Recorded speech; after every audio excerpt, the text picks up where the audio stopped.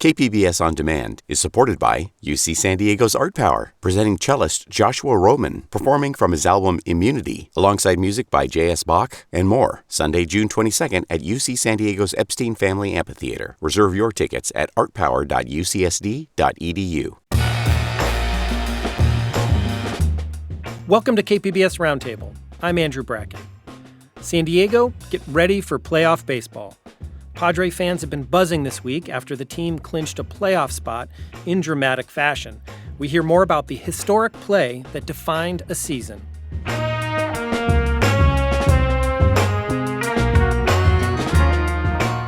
The Padres clinch a postseason berth on a 5-4-3 triple play. After a disappointing 2023 season, which saw star players depart and the loss of a key Padre figure, we hear about what's been behind this season's turnaround, leading to a trip to the playoffs. That's all ahead on KPBS Roundtable.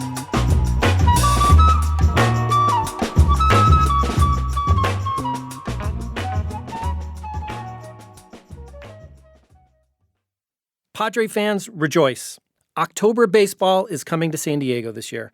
The Padres clinched a playoff spot this Tuesday night after beating division rival LA Dodgers, and how they did it was as dramatic as it gets. The Padres turned a triple play to end the game, becoming a defining play for this team whose success has caught many by surprise. The play was the latest magical moment in a season that has seen quite a few already. Padre fans are hoping more are still to come.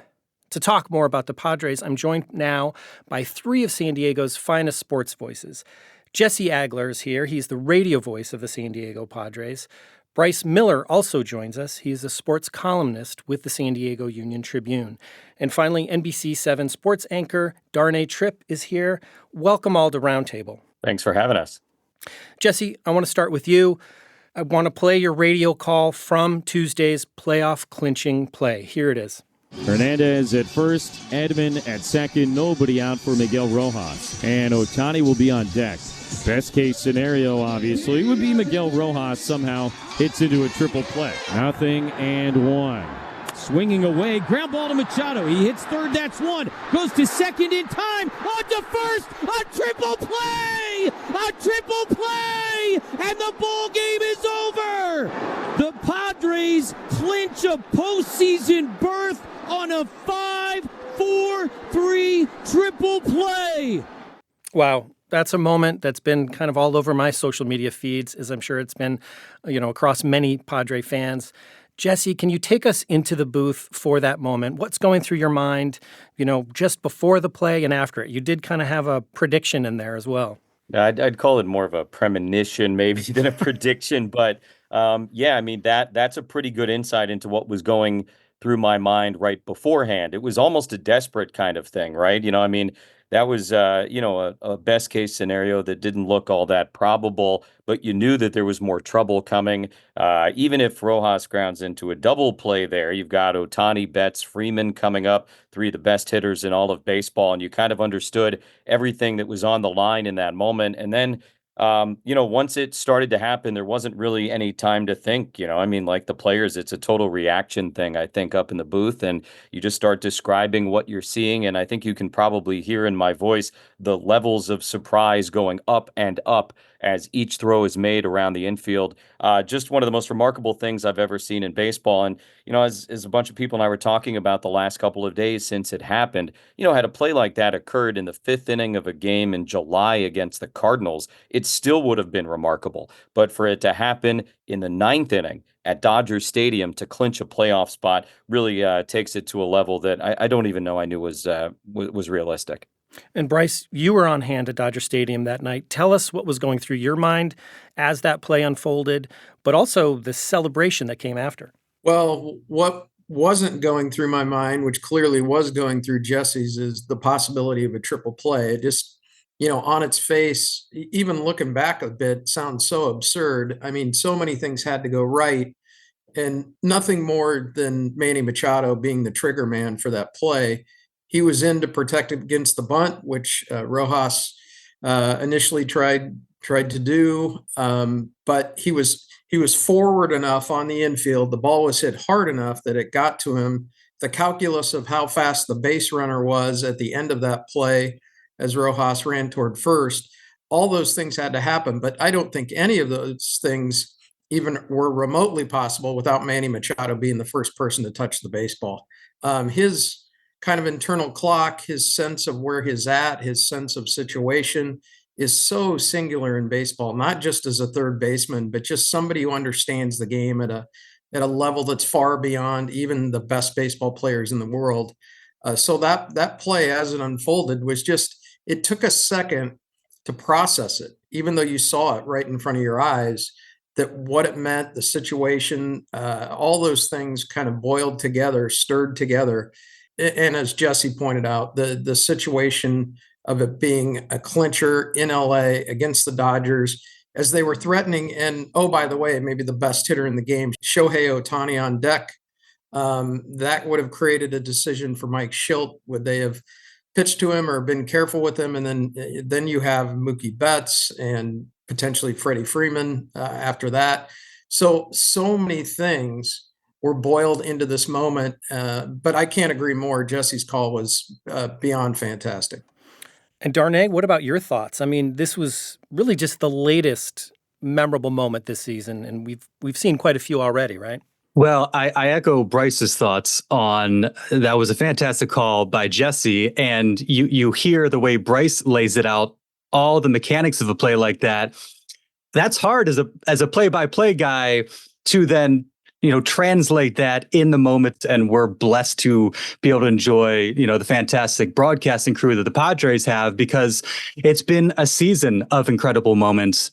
And that's kind of been a hallmark of this team. And so it was fitting to see them clinch their playoff spot in that manner because of the walk-offs, because of the comebacks, because of back-to-back-to-back home runs, because of a no-hitter. All these unlikely moments, you hope to experience one of those through the course of the season. And Padres fans and followers, reporters around the team have had the pleasure of, in Jesse's case, calling them, Bryce writing about them, me talking about them. And it's been really, really a special season. And so again, just how appropriate was it to have a moment like that and a win like that come in that fashion? And Darnay, I'm glad you mentioned that. Those moments that Jesse and other broadcasters here in San Diego just have to capture. Jesse, can you talk about how you approach those really special moments there? I mean, baseball, we know, is a long game. It can be kind of slow. But when those moments hit, man, they're really powerful. How do you approach that as a broadcaster?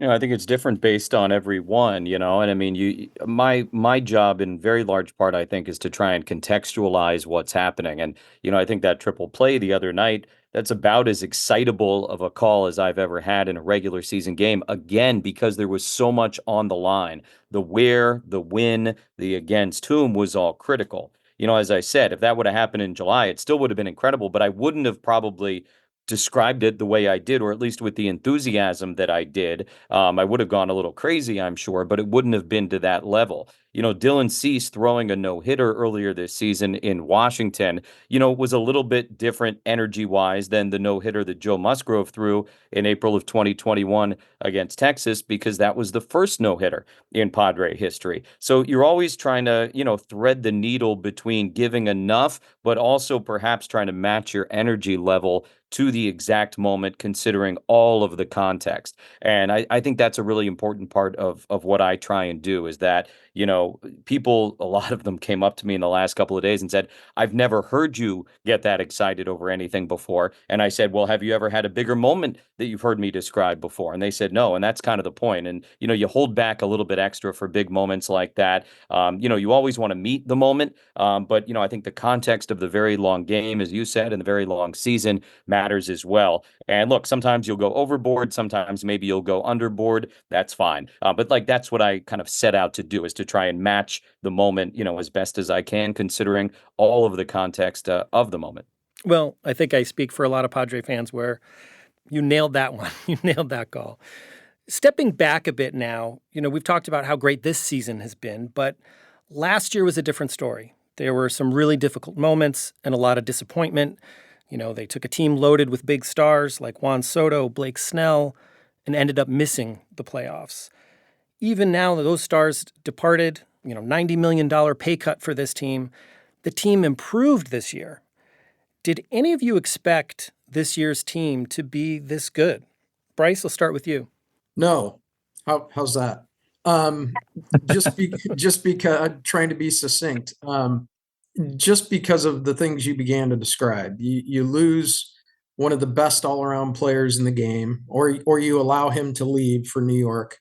You executed that trade. Blake Snell, a Cy Young winner across 2 leagues. Josh Hader, arguably for much of the season, the best closer in baseball. A huge, payroll cut, as you mentioned as well. So many question marks. It's so strange to think about this team, how complete this roster is, the tear they've been on since the All-Star break, their ability to beat good teams, their ability to win series after series after series. And just think, as this season started all the way back in February, this outfield was considered to be a mess. You didn't have a center fielder. You didn't have a left fielder. They went out in the free agent market and found Jurickson Profar, and all he's done is had the season of his career and become an all-star in left. And then Jackson Merrill, who barely played above single-A baseball, is going to start at one of the premium defensive positions in the game in center field. And not only do that, but excel at a level that makes him one of only 2 contenders really at this point for the National League Rookie of the Year award. Oh, and you have Manny Machado coming off off-season surgery. You're trying to get Fernando Tatis Jr. settled into right field where he became a Platinum Glove winner. There were just so many question marks. The rotation was not yet complete or anything close to it. So for all those reasons, what they've done, how the season has taken shape, and probably most importantly, the moves that AJ Preller, the president of baseball operations, and that group have made, it's hard to go back and find one that they didn't get right. And so many of those things had to come together from spring training until now. And for all those reasons, that's what makes this story so remarkable, I think. And Darnay, when looking at this year's team, a word we often hear is clutch. And I think that's something that last year's team may have lacked a little bit. How has that played a role in the success they're seeing this year? May have lacked is putting it very, very kindly. They were basically the worst team in baseball in clutch situations. And all of a sudden, they have basically flipped the script and been one of the best, if not the best. And, baseball is a funny sport. And that happens sometimes. You can't always put your finger on why a team excels in certain spots or struggles in certain spots. I do think that whether it's the approach that Mike Schilt instilled with this club, competitive at-bats, gritty, fighting to the end. Maybe it was that early season Cubs game where they come back from 8-0 and win 9-8. The walk-offs, it's just kind of instilled this characteristic of this team that fights, and that's going to fight for every single at-bat. They're not going to give in at any point in the game. It seemed at points like last year, if they were down 2-3-0, the game was over because they hadn't really shown the requisite fight. Now, if they're down 6 in the second inning, you say, okay, a couple big innings, they're back in it. I think part of it is, aside from the approach and that sort of thing, obviously they got dudes in the lineup that can do it, but they all seem to really like one another and pull for one another. And there seems to be like a trust and a belief in each other that, hey, I don't need to force it. I don't necessarily need to play hero here, because if I can keep the line moving, the guy behind me or the guy behind him is going to get the job done. And so I think that there is just this belief, this confidence amongst the group. They seem to really like one another. They've talked about that. And I think that can only help when you're in these situations where the game's on the line, A, not feeling like, okay, I've got it all on my shoulders, and B, the feeling of everybody that's watching the dugout believes in me and has confidence in me that I can do what I need to do to put this team in position to win. Jesse, you mentioned the varying narrative surrounding qualifying for the playoffs this week and surrounding this team. One other major narrative around the team this season is that, former team owner Peter Seidler passed away during the last offseason. What role do you think that has played in this year's team? Oh, that's a really difficult question to answer. I mean, he's obviously on everybody's minds. There's definitely a daily reminder of his presence and everything that he's done for this organization. The players are literally wearing a patch over their hearts of a golden heart, with his initials on them on their uniforms every single game. So he's a big part of it. And look, there's 1,000 reasons why this year is going the way it is as compared to last year. And Bryson Darnay just talked about that. I'd throw in another, which is that the struggles of last year taught a lot of lessons that are being applied this year. Not only, was everything so much worse than you could have ever expected a season ago. So you figured there would be some sort of mathematical correction this year. But also, I know these guys are elite professional athletes, but they're always trying to get better. They're always trying to learn. And so, taking those failures of 2023 and applying them to 2024, I think has also been a big part of what's gone right. And yeah, I think there is, I don't want to say a heaviness hanging over the team because of Peter's death, but certainly it's an added thing that exists that everybody thinks about. And, if maybe you're having one of those days where you're a little tired, you're a little worn down, the focus is maybe a little bit off, that's a pretty good reminder that, hey, this is bigger than just me. This is as big as this entire community, a fan base that's relying on these guys. And I'd be hard pressed to be convinced that that's not, part of what's going on this year. Well, and to your point, after that play Tuesday night, I think a lot of the initial reaction went back to Peter Seidler and his impact on the team. We have a little clip here of manager Mike Schilt. Yeah, I thought about it almost immediately after the triple play. I'm like, man, that's got Peter written all over it. And I know he's got a twinkle in his eye, but I also know he'd be the first to say we're not done. Bryce, what can you tell us about the Seidler legacy and how it's kind of, impacted the Padres this year? Well, Peter Seidler is the legacy of this current iteration of the Padres. As Jesse mentioned, not just the willingness to spend the money to invest. You just have to look up the coast in the same state in California to see the exact opposite of that with the Oakland A's and the unwillingness to build a winner there to keep that team in Oakland. It's the exact opposite in San Diego, and Peter Seidler is the driving force behind that. His family roots are with the Dodgers. His family was synonymous with the Dodgers for a long time, but he came here and built something that he wanted more than anything to beat the Dodgers in moments like this, in moments like Tuesday night, in moments like the 2022 run to the NLCS. He wasn't just the capital behind it. He was the motivational fire to make it happen. Some of the biggest extensions for the biggest players happened because of Peter Seidler's complete and absolute blinders on, straight ahead. He wanted to will this team to a championship. And how fitting would it be if this is the team that could do that for him? And there's no doubt, as Jesse mentioned also, that signs of him are all around the park. They're in the dugout. They're on the uniforms. They're, as Mike Schilt just mentioned in the clip you guys played, he is on the mind constantly of the people who understand what his role is, his singular role, his irreplaceable role with these Padres.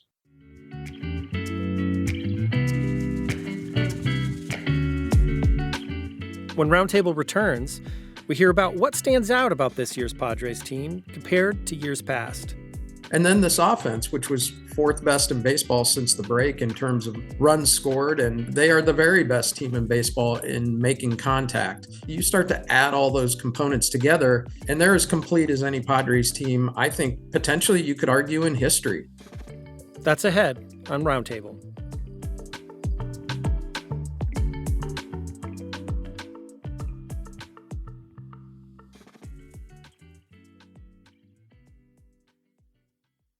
KPBS On Demand is supported by UC San Diego's Art Power, presenting cellist Joshua Roman, performing from his album Immunity, alongside music by J.S. Bach and more, Sunday, June 22nd at UC San Diego's Epstein Family Amphitheater. Reserve your tickets at artpower.ucsd.edu.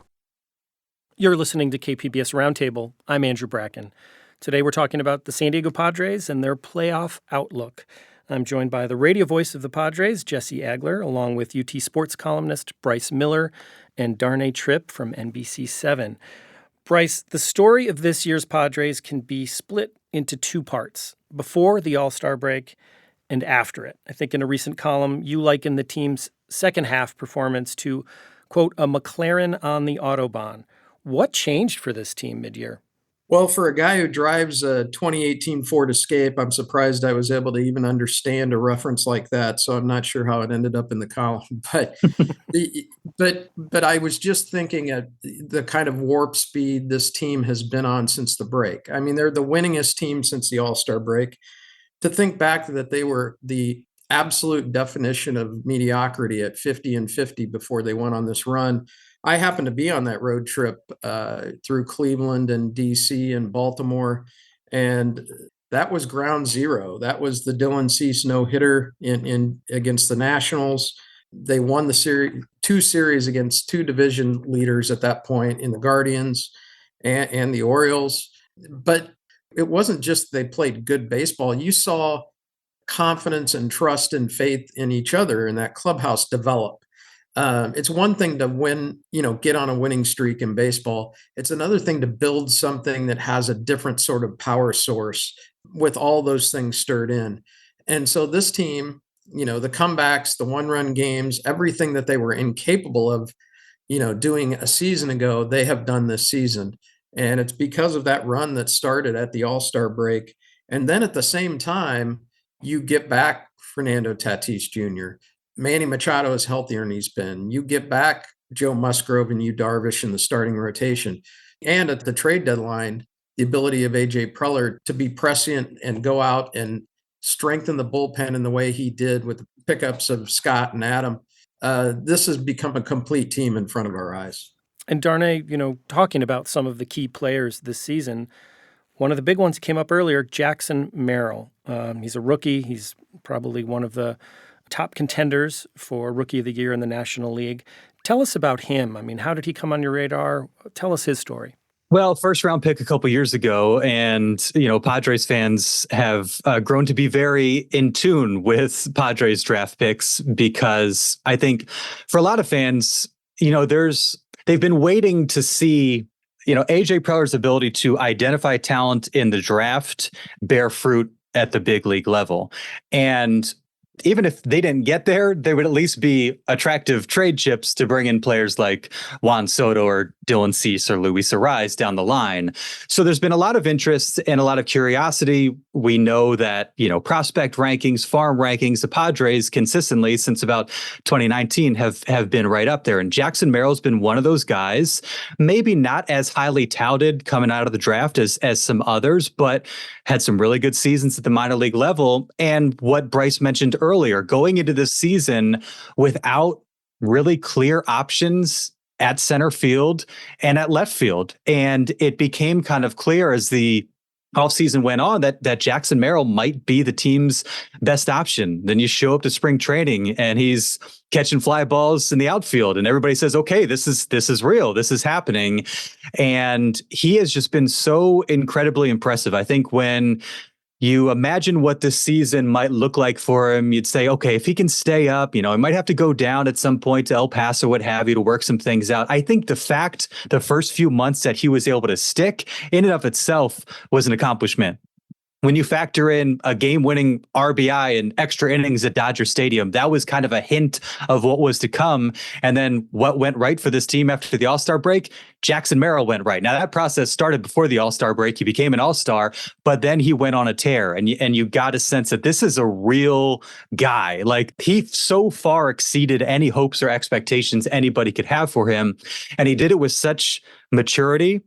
He was unflappable no matter what they threw at him, no matter what the situation was. He seemed so poised and so prepared. And I think also kind of sparked this team. I think when you think about what's different with this club, I think the energy of a young guy who wants to be at the ballpark, who's firing guys up, who's excitable, makes big plays, but has kind of a humility about him, a confidence, but not a cockiness, and a desire game by game, at bat by at bat, to do what he needs to do to help the team. I think it's been incredible how mature he has been through the course of the season. And I don't think anybody could have reasonably expected him to be as good as he has been at this stage in his career. And he's a big reason why they are where they are. And that's another reason why he probably should be NL Rookie of the Year. And another potential reason of why they are where they are, as you mentioned there, is the Padres got a new manager this season. Mike Schilt replaced Bob Melvin after last season's disappointing finish. Jesse, what can you tell us about Schilt's leadership and how it has shaped this team?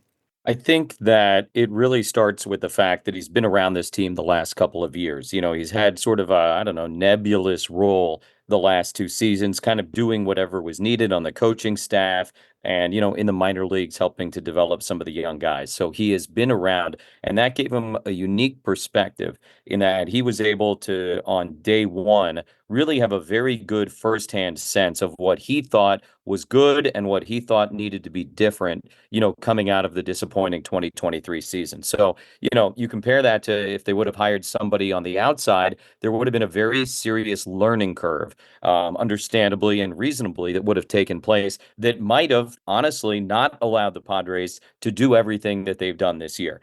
But Mike Schilt was able to hit the ground running. Again, he understood the landscape. He understood the personalities. He understood the strengths and weaknesses of this team. And I think, from the day that he was hired, he was very proactive in kind of reaching out to everybody on this team. He traveled the globe literally to go and visit guys over the winter and kind of lay out what he calls his non-negotiables, his expectations for this team, both on and off the field, but also to hear from those guys what they think happened last year, what they would like to see more of or less of over the course of the season. And I think he's, kind of collected all of that information from these guys and really beautifully applied it here this year. He's the right man for the moment. That's very obvious. He's going to end up either as the National League Manager of the Year or maybe second place in that voting. And you just talked about Jackson Merrill and everything he's provided. The Padres aren't where they are right now without getting what they've gotten out of Jackson Merrill. Same can be said for Mike Schilt. And the reality is, same can be said for Jurickson Profar. Same can be said for Manny Machado. You go up and down that list and you realize, all right, in order to have a team win more than 90 games as this team has, you're going to have a lot of guys contributing in a lot of ways on the field and in the manager's office. And as Darnay alluded to earlier, in the front office as well, making moves. And that's exactly what the Padres have had here in 2024. Bryce, in a recent column, you wrote that the Padres are a group no team wants to see in the playoffs. What makes them so daunting? Well, I mean, you can start with the starters, start with that rotation. One of the biggest question marks is right now in a short wild card series, a 3-game series, who are those 3 starters? The Padres have very viable options that go 4 deep, that potentially go 5 deep. So as these series get longer, if they're able to advance in the playoffs, they're positioned incredibly well in the sense of their starting pitching. But you look at the bullpen, you look at until the last month or so, month and a half, Robert Suarez was, an all-star closer. They've got set up, Tanner Scott was a closer before he came to this team, and now he's in a setup role. That bullpen has incredible depth as well. And then this offense, which was 4th best in baseball since the break in terms of runs scored, and they are the very best team in baseball in making contact. They're the very best team in baseball in not striking out. You start to add all those components together, and they're as complete as any Padres team, I think, potentially you could argue in history because of all of those elements in the game. And they played really clean baseball defensively too. So you start checking boxes, and they check almost all of them at this point of the year. And there's no reason to think with the veterans they have and the track record and the way this season is developed that couldn't continue. And Jesse, success in the playoffs often comes down to these teams that so-called, get hot at the right time. I'm curious what you look for in a team. What are you looking for in the Padres today that shows they're, catching their stride at the right time going into October? I actually think that might be one of those cliches that's a little bit out of date. I mean, certainly you don't want to go into the playoffs stumbling and bumbling. I don't know that that's good for anybody. But, with the new playoff format, which is only a couple of years old right now, the postseason is longer than it has ever been. And I think a lot of the same principles that are applied during the long regular season apply more now in the playoffs than maybe they ever did before. Prior to 1969, you won the National League or you won the American League and you went to the World Series. So you had one postseason series for all the marbles. after 1969, the divisional era, right? You had an East and a West. So you had one playoff series and then the World Series. Then we had the wild card era in the mid 90s. That added around. And now most teams in the playoffs are going to play in this wild card round, a best of three, before qualifying for the best of five division series, which takes you to the best of seven championship series, which takes you to the best of seven World Series. So it's a long month plus potentially if you make a run all the way through the World Series. And so, you don't want to come in necessarily super hot playing the best baseball ever because, yeah, that might serve you well at the beginning, but you got a long month ahead. And I think back to last year's Philadelphia Phillies, who took a 2-0 lead on Arizona in the National League Championship Series. The Phillies, quite honestly, looked like a team that would never lose again. They were just firing on all cylinders. They had been throughout the playoffs. They had, knocked out bigger, battered teams. And then all of a sudden, they blew one game and it just fell apart for them. And the Diamondbacks end up winning that World Series and winning the National League pennant. So I think it's such a long month that, again, those principles that we hear regularly from the Padres about one day at a time, playing clean baseball, not getting too far ahead of yourself. I think that stuff applies in the postseason now more than it ever has. And Darnay, as Jesse mentioned there, playoff rules have changed. The playoffs have gotten longer in the MLB. So what are the specific playoff scenarios the Padres are facing right now? What's interesting now about that is with the wild card series, the best of three, because teams that have had the bye straight to the DS haven't had much success, there's a lot of fans and I think people around the team that are wondering, maybe you're better off to keep the momentum and keep playing through the wild card series rather than sit for a handful of games, maybe getting a bit rusty, then running into a team that just won a series. They've got momentum on their side. So it's interesting from that standpoint. I think for the Padres, simply being in position to host a wild card series is an enormous win and maybe the best possible option out there because of what I just mentioned, because they continue to stay active. They're going to be playing in front of their home crowd. And we are familiar with the record breaking atmosphere that we've seen through Petco Park this entire season. So that's going to be a huge advantage. And then I think just this team has generated so much momentum the last few months. And I think having a chance to play at home, regardless of who they're facing, we might not know who that is until Monday because of weather in the southeastern portion of the United States. But staying on the field, having somebody come to Petco Park, getting that top wild card, locking that down, I think is huge for the Padres. Really, really exciting for the fans. And we saw the way that they generated momentum going into New York in 2022, winning that series, and then that catapulting them through the NLDS against a Dodgers team that had just sat for a few days, and then on to the NLCS against the Phillies.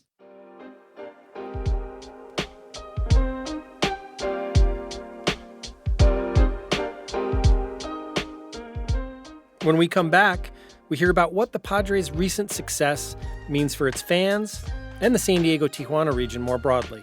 This is a great baseball town. It's a great baseball community. People in San Diego grow up playing baseball. They grow up loving baseball. They grow up following baseball. And, this team and this organization has put itself in position to be loved. That's next on Roundtable.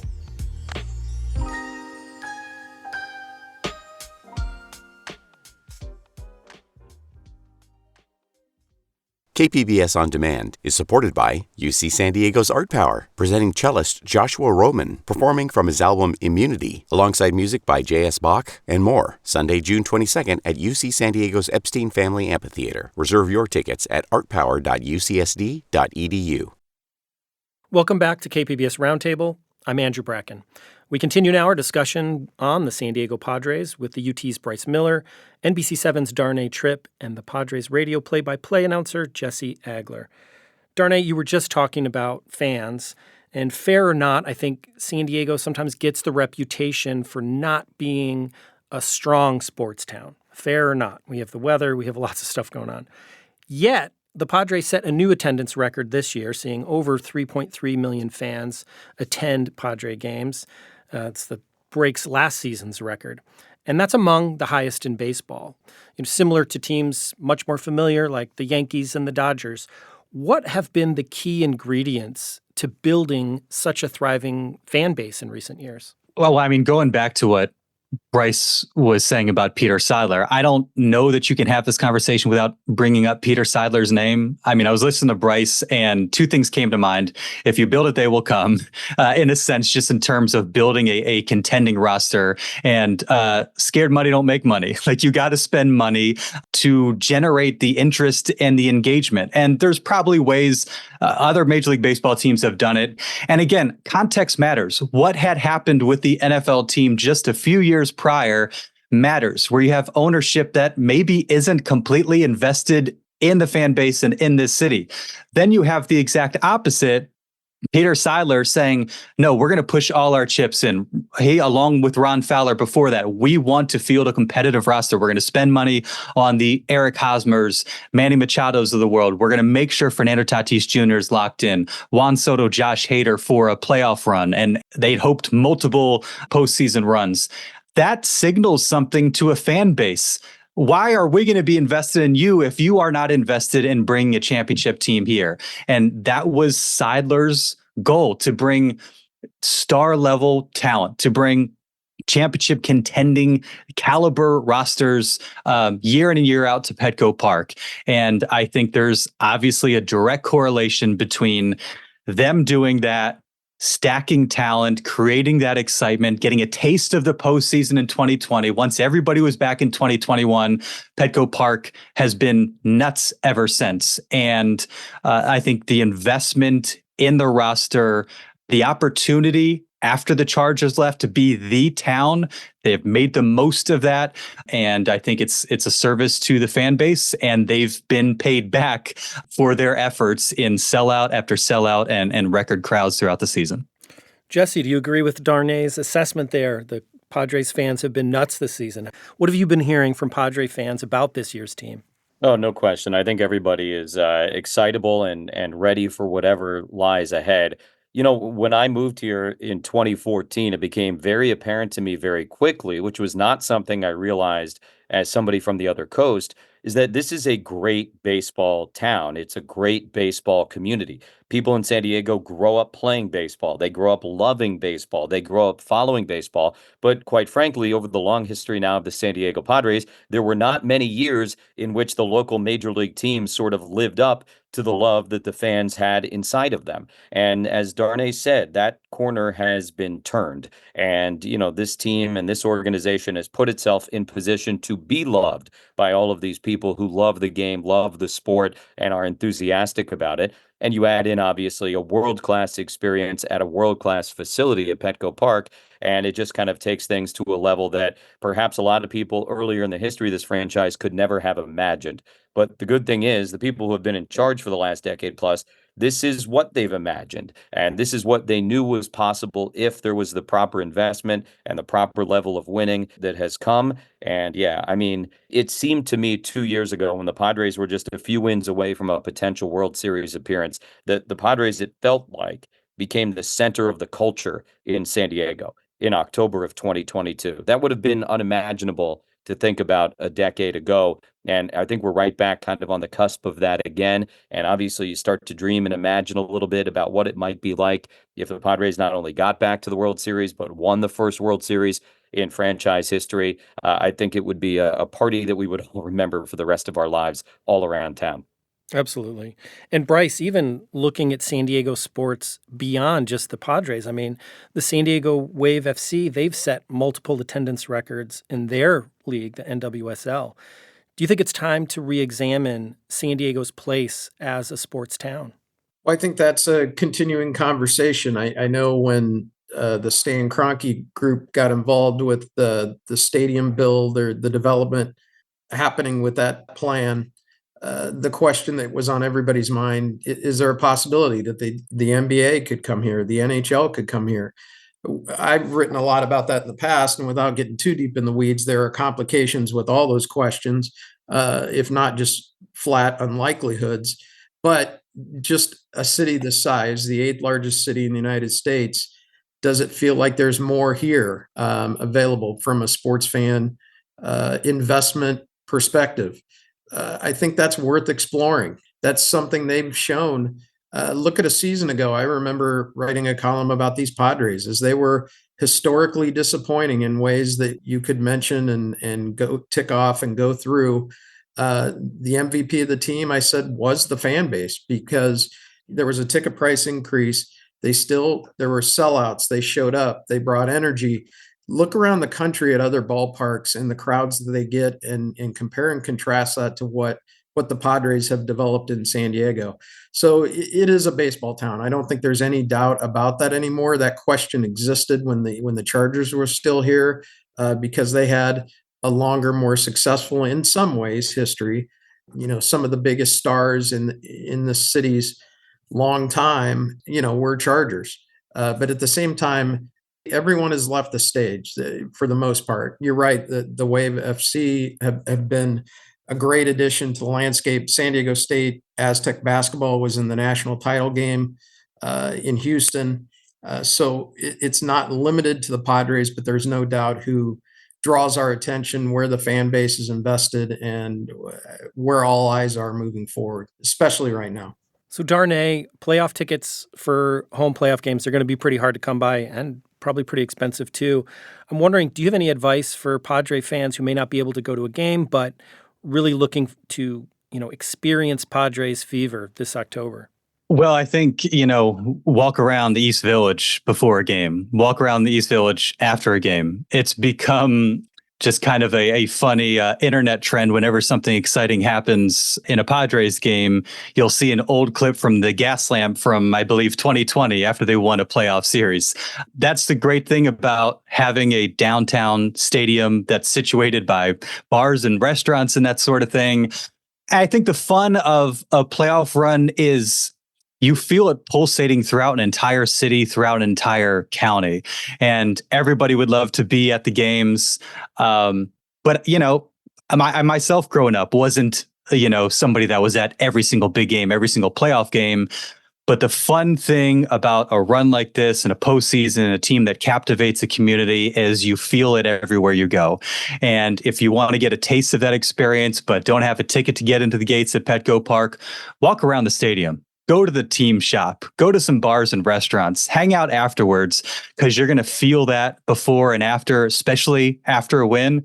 Heck, we saw Will Myers buying drinks for fans after, I believe it was the Dodgers series back in 2022. So that's what makes this sort of thing so much fun, is it's not just for the people in the stadium, it's for the entire fan base, the entire city, and everybody's going to get a chance to feel it and experience in some capacity.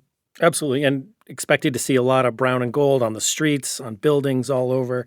I want to get each of your final thoughts here.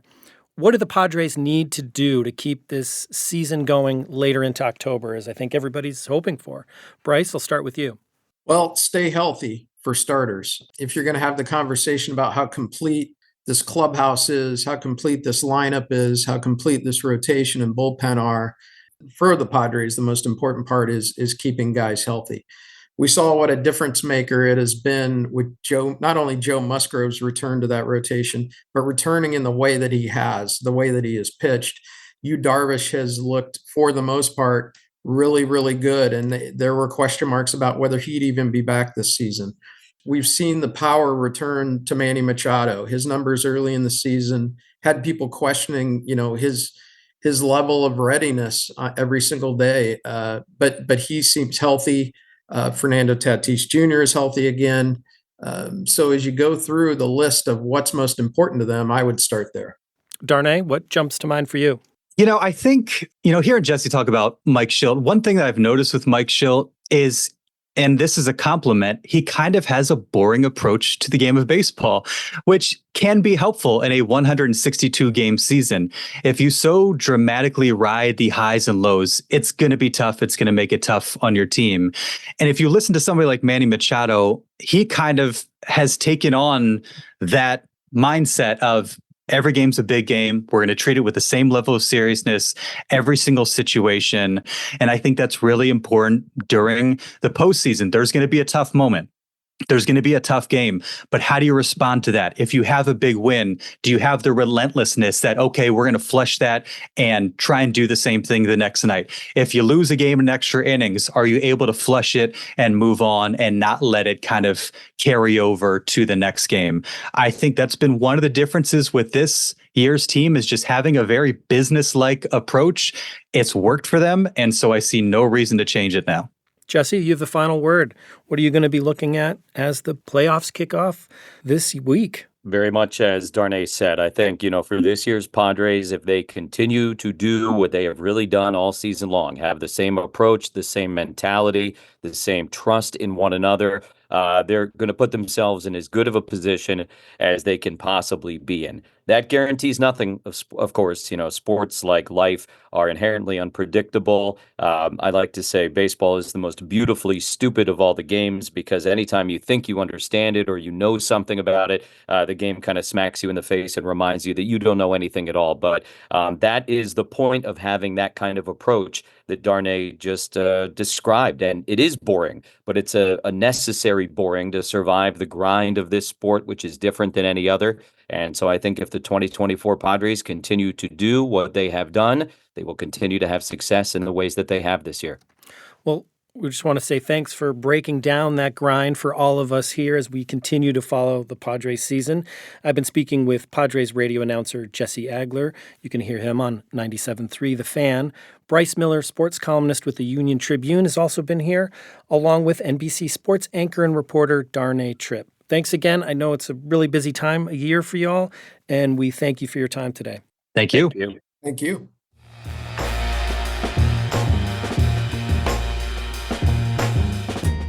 That's our show for today. Thanks so much for listening. You can listen to KPBS Roundtable anytime as a podcast. Roundtable airs on KPBS FM at noon on Fridays, again Sundays at 6 a.m. If you have thoughts on today's show or ideas for a future one, you can email us at roundtable@kpbs.org. You can also leave us a message at 619-452-0228. Roundtable's technical producer this week was Brandon Trufa. The show was produced by Jacob Ayer. Brooke Ruth is Roundtable's senior producer, and I'm Andrew Bracken. Thanks again for listening, and have a great weekend.